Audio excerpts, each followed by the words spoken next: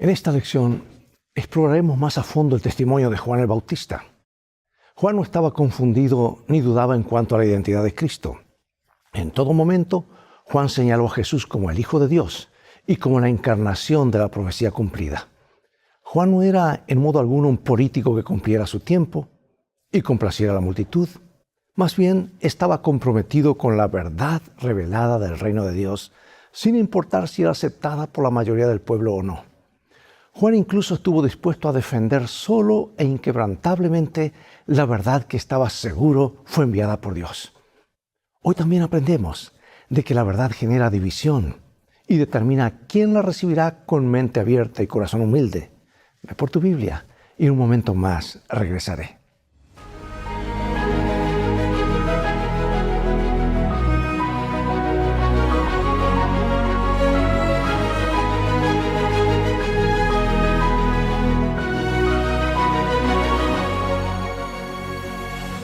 Comenzaremos con uno de los versículos claves de toda la Biblia.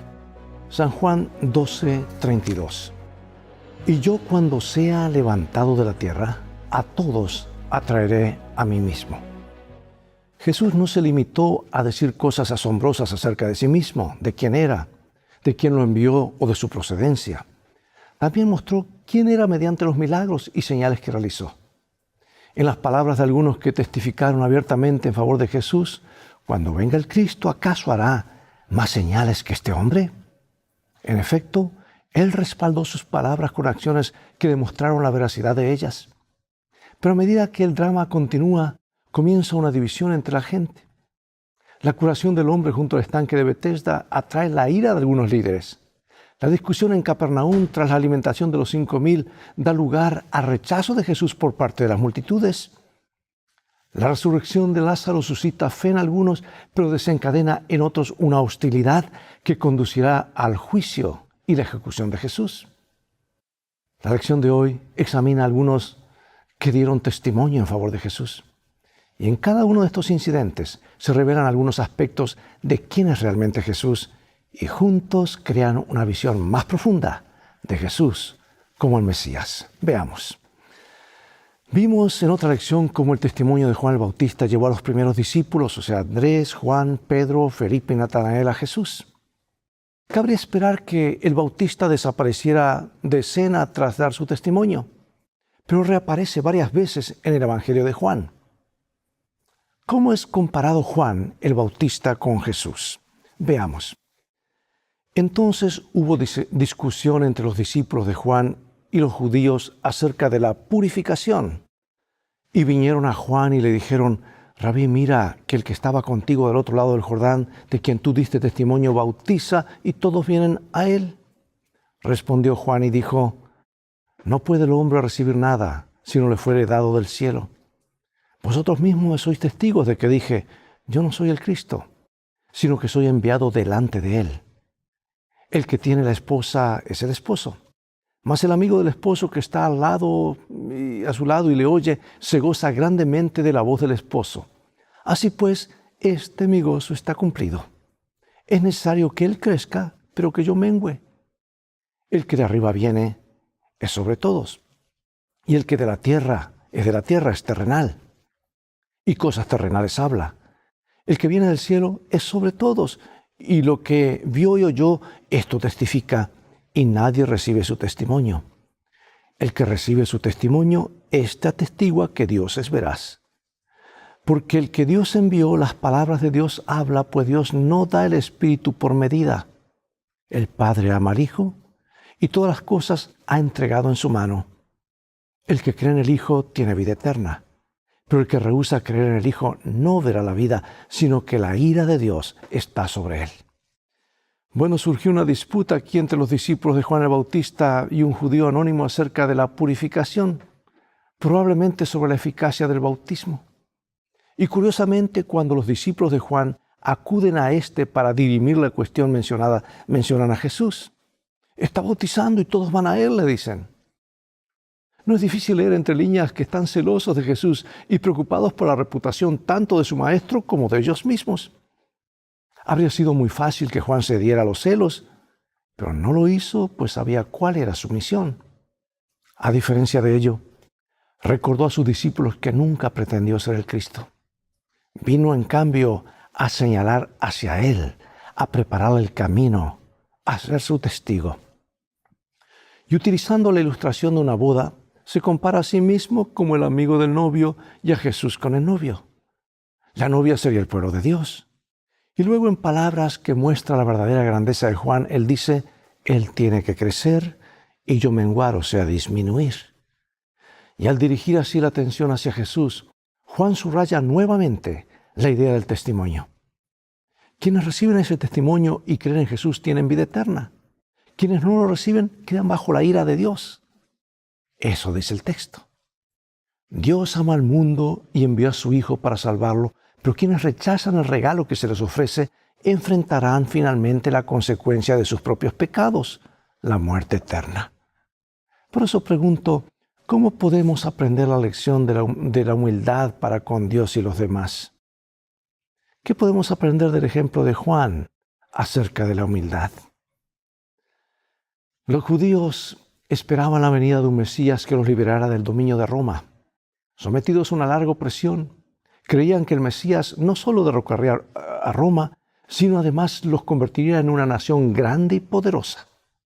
Sin embargo, las palabras de Juan, que llamaba a Jesús el Cordero de Dios, aunque apuntaban directamente a su sacrificio expiatorio, probablemente fueron mal interpretadas por la mayoría de los oyentes. Es posible que no supieran de qué estaba hablando.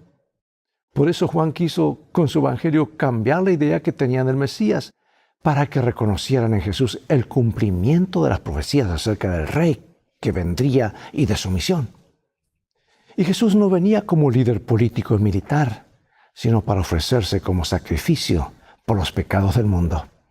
Ese era su propósito. Solo después de eso, y cuando todo hubiese terminado, vendría entonces el reino terrenal. Escucha este comentario inspirado. Nos dice así: cuando en ocasión del bautismo de Jesús, Juan lo señalara como el Cordero de Dios, una nueva luz resplandeció sobre la obra del Mesías. La mente del profeta fue dirigida a las palabras de Isaías: como cordero fue llevado al matadero. ¿Cómo pudo entonces reconocer a Jesús como el Mesías? La respuesta es que el Señor que envió a Juan le había dicho antes: aquel sobre quien veas descender el Espíritu y permanecer sobre él, ese es el que bautizará con el Espíritu Santo. Y yo lo vi y he dado testimonio de que este es el Hijo de Dios. En otras palabras, fue Dios quien reveló a Juan que Jesús era el Mesías. El conocimiento de que Jesús es el Cristo proviene de Dios mismo mediante el poder de convicción que produce su Espíritu. Y este tema aparece con frecuencia en Juan. La salvación no viene de la filosofía mundana, de la ciencia o la educación superior. Solo llega de parte de Dios a corazones que responden con fe y obedecen a Jesús. En un tema anterior estudiamos la alimentación de los 5,000 en Juan 6, pero no cubrió la sección final de esa historia que se estudia aquí. Veamos, ¿qué dijo Jesús que resultó difícil de aceptar para la gente? Vamos a San Juan capítulo 6, al final de la historia de la alimentación de los 5,000. Yo soy el pan vivo que descendió del cielo. Si alguno comiere de este pan, vivirá para siempre. Y el pan que yo daré es mi carne, la cual yo daré por la vida del mundo.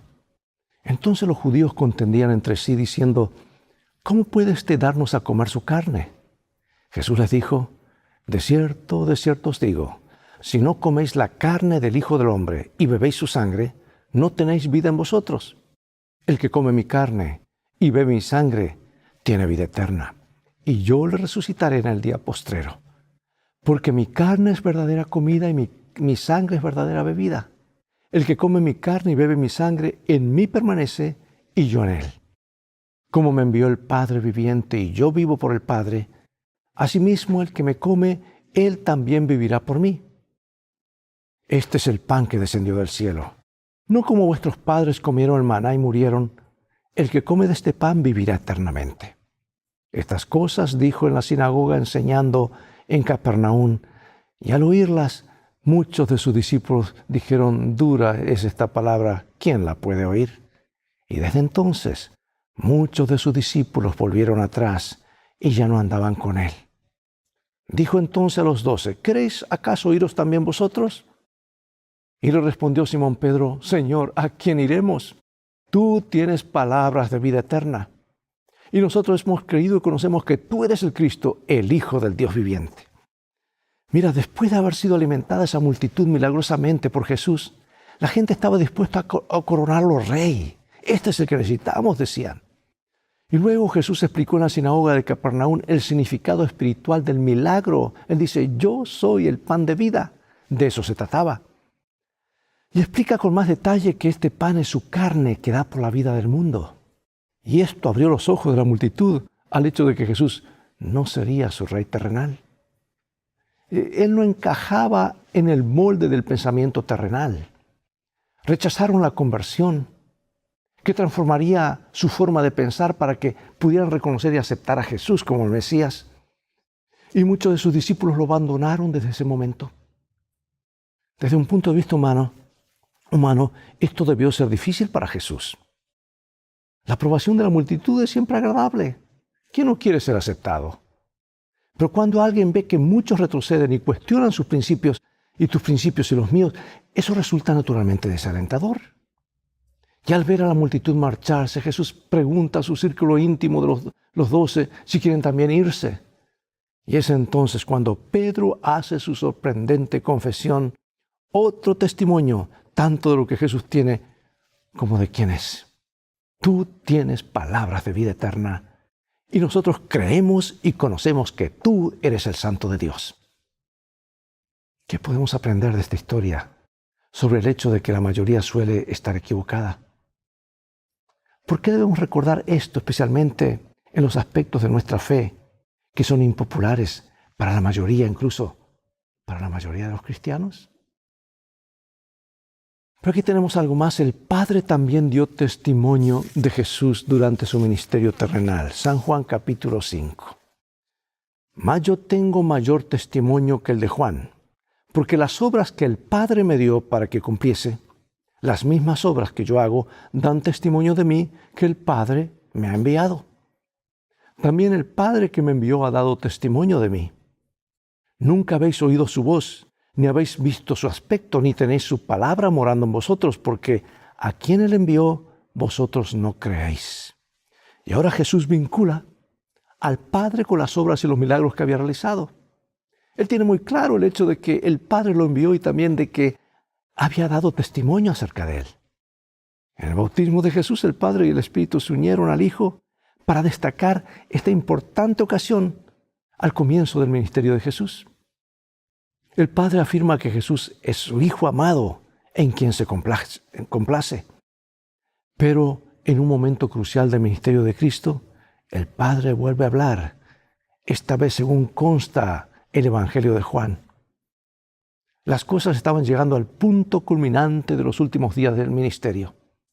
Los líderes religiosos, incapaces de detenerlo, querían verlo muerto ahora más que nunca. Las multitudes estaban muy entusiasmadas por él, sobre todo porque cada vez más gente lo seguía al oír el testimonio de quienes lo vieron resucitar a Lázaro. Incluso los griegos que estaban allí para la fiesta querían ver a Jesús. Y en respuesta a las palabras de Jesús, en Juan 12:28 dijeron, Padre, glorifica tu nombre. Y el Padre vuelve a hablar desde el cielo. Lo he glorificado y lo glorificaré otra vez. Como ya hemos visto, la hora de gloria de Jesús es la cruz. Por lo tanto, el testimonio del Padre en favor de Jesús apunta al gran sacrificio del Cordero de Dios por los pecados del mundo. La cruz, amados, es la culminación de su ministerio terrenal. Su muerte en nuestro favor pagó la deuda completa por nuestros pecados. Gracias a Él, por la fe, ya no tenemos que afrontar esa deuda. Pero veamos ahora el testimonio de la multitud. Juan había registrado en numerosas ocasiones las audaces declaraciones de Jesús acerca de sí mismo, de quién era y qué había venido a hacer. Y cuando Jesús habló a los judíos que asistían a la fiesta de los tabernáculos o a las cabañas, ¿cuál fue la respuesta de muchos de ellos? San Juan capítulo 7. En el último gran día de la fiesta, Jesús se puso en pie y alzó la voz diciendo: si alguno tiene sed, venga a mí y beba. El que cree en mí, como dice la Escritura, de su interior correrán ríos de agua viva. Esto dijo del Espíritu que habrían de recibir los que creyesen en Él, pues aún no había venido el Espíritu Santo, porque Jesús no había sido aún glorificado. Entonces algunos de la multitud, oyendo estas palabras, decían: verdaderamente este es el profeta. Otros decían: este es el Cristo. Pero algunos decían: ¿de Galilea ha de venir el Cristo?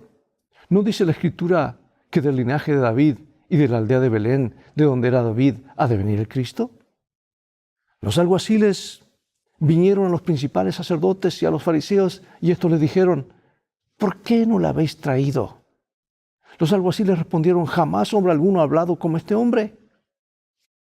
Algunos dijeron que él era el profeta anunciado por Moisés. Otros pensaban que Jesús era el Cristo, el Mesías. Pero esto suscitó el argumento de que el Mesías no vendría de Galilea, que debía ser descendiente de David y que tenía que nacer en Belén. Todo lo cual era cierto acerca de Jesús, aunque muchos parecían no saberlo. Incluso los oficiales que lo arrestaron quedaron perplejos ante él y su elocuencia. Los fariseos respondieron a los oficiales con una pregunta: ¿ha creído en él alguno de los gobernantes o de los fariseos?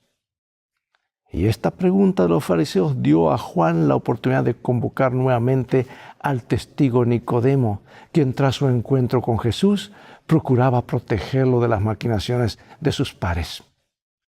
Y él les dijo: ¿juzga nuestra ley a un hombre sin oírle primero y sin entender lo que ha hecho? ¿Aceptó Nicodemo a Jesús como el Mesías? Aunque su intervención en favor de Jesús ante el Sanedrín no es suficiente para afirmarlo, tal acción sumada a lo que hizo después de la muerte de Jesús es evidencia sólida de que llegó a creer en él. Y así la respuesta a la pregunta de los fariseos en Juan 7:48 fue: sí, uno de los fariseos creyó en él. Quiero finalizar, amados, con estos pensamientos y un par de citas inspiradas antes de orar. Hay mucho egocentrismo y autoengrandecimiento en el mundo hoy. Pero Juan sabía quién era él y cuál era su misión. Nunca intentó en lo más mínimo eclipsar a Jesús o usurpar su posición. No le importaba ser eclipsado para que la verdadera luz pudiera eclipsarlo brillantemente. Por eso pregunto: ¿cuál debería ser nuestra actitud adecuada cuando se trata de la posición o el reconocimiento humano? Respecto a alimentarse de Jesús, el pan de vida, ¿cómo aplica este pertinente consejo inspirado a tu vida diaria? ¿Cómo se aplica? Veamos este comentario maravilloso. Lo que el alimento es para el cuerpo, así debe ser Cristo para el alma. La comida no puede beneficiarnos a menos que la comamos, a menos que se convierta en parte de nuestro ser.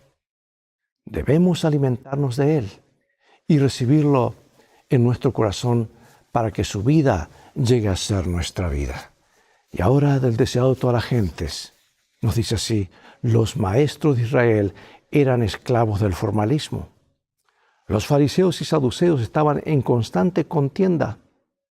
Dejar a Jesús era caer entre los que se aferran a ritos y ceremonias y entre hombres ambiciosos que buscan su propia gloria. Los discípulos habían encontrado más paz y gozo desde que habían aceptado a Cristo que en toda su vida anterior. ¿Cómo podrían volver a aquellos que habían despreciado y perseguido al amigo de los pecadores? Habían estado buscando durante mucho tiempo al Mesías. Ahora había venido y no podían apartarse de su presencia para ir a aquellos que buscaban su vida y que los había perseguido por haberse hecho discípulos de Él. ¿A quién iremos? No podían dejar la enseñanza de Cristo, sus lecciones de amor y misericordia, por las tinieblas de la incredulidad, la iniquidad del mundo.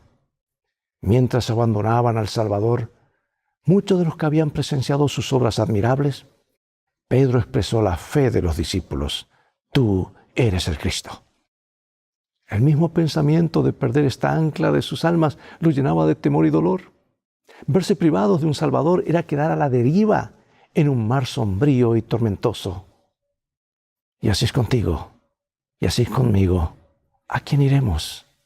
Solamente a Jesús. Es la única opción, es la verdadera opción. Oremos. Padre Celestial, gracias porque has estado hablándonos a través de estas lecciones, hablándonos de lo importante que es aceptar, creer, abrir nuestro corazón, nuestra mente al llamado divino que Jesús nos hace a través de su palabra. Estamos disfrutando de estas lecciones porque no solamente corrobora nuestra fe, sino que afirma nuestros pies en terreno sólido, en un así, dice el Señor. Gracias por revelarnos estas verdades. Queremos practicarlas y anunciarlas al mundo, alimentarnos del pan de vida, tomar del agua de vida y de esta manera mirar al futuro sabiendo que las cosas van a terminar bien. Bendícenos. Sabemos que lo harás porque lo pedimos en el nombre de Jesús. Amén. Bien amigos, es todo el tiempo que tenemos por hoy. Llegó el momento de despedirnos. Será hasta el próximo programa de la serie Lecciones de Vida. Invita a otros a sintonizar este canal y transfórmate tú mismo en un canal de bendiciones. Mientras tanto, Dios te bendiga y recuerda, tú vales mucho para Jesús. Él te ama más de lo que puedes imaginar. Y en el viaje de la vida, las cosas van a terminar bien si hacemos de la Biblia nuestro GPS y a Jesús como nuestro guía. Maranata.